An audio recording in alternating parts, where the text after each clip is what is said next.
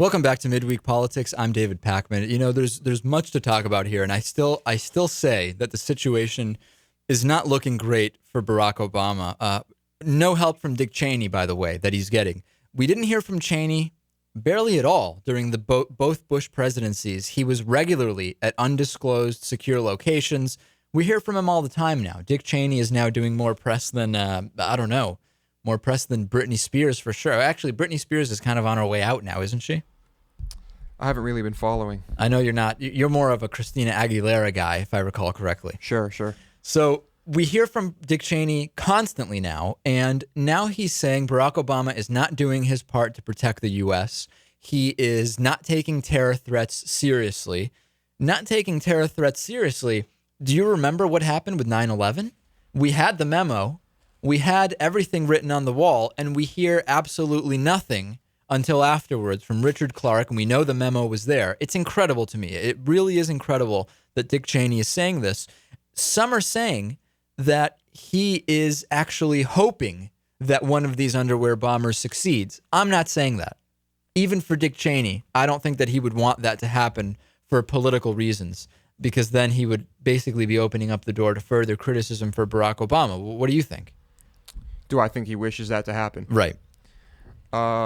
I don't know. Too hard to say. I mean, we're not trying to read into the psyche of Dick Cheney here, but it seems to me... Wouldn't surprise me. Let me put it that way. You're saying that would not be surprising. You think there may be some part of Dick Cheney that would be okay with the underwear bombing having taken place successfully, because then he can really say, you voted for Obama, now look at what's happening. Right. I think judging by some of the things we've heard him say recently, I think that could be a distinct possibility. Well, I think it's hard to believe. Let's take a listen, though. Fox News absolutely loving every single Dick Cheney quote that they get. Again, this time criticizing Barack Obama. Take a listen.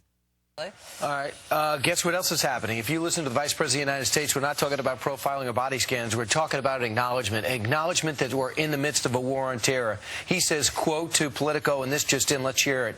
As I've watched the events of the last few days, it's clear again that the President Obama is trying to pretend that we are not at war. He seems to think it has if he has a low-key response to an attempt to blow up an airliner and kill hundreds of people, we will not be at war. But we are at war, and when President Obama pretends we aren't, it makes us less safe. Okay, so the normal stuff from Dick Cheney, and of course Fox News jumping all over it. They absolutely love it. Some are saying, again, I've been reading this on blogs, that Cheney really wants to move to the next level on the Obama criticism, and that he is just chomping at the bit for something to happen. Again, I don't particularly buy into that. And here is one Republican at the Wabasha County Republicans' Christmas party. His name's Allan Quist. He says, yeah, the underwear bomber's a concern, but it's those liberals we really need to be worried about.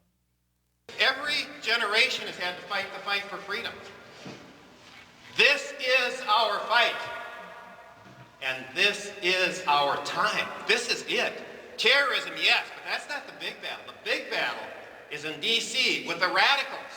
They aren't liberals, they're radicals. Obama, Pelosi, Walz, they're not liberals, they're radicals. They are destroying our country. Okay, so if you believe that, then maybe instead of the 14 countries that we're going to be screening everybody from, we should just be screening everybody who's registered to vote with the Democratic Party. I suppose so. In 2010, the Democrats are going to have an uphill battle. 2 senators and 1 governor announced in the last few days that they're going to ditch plans to run for re-election.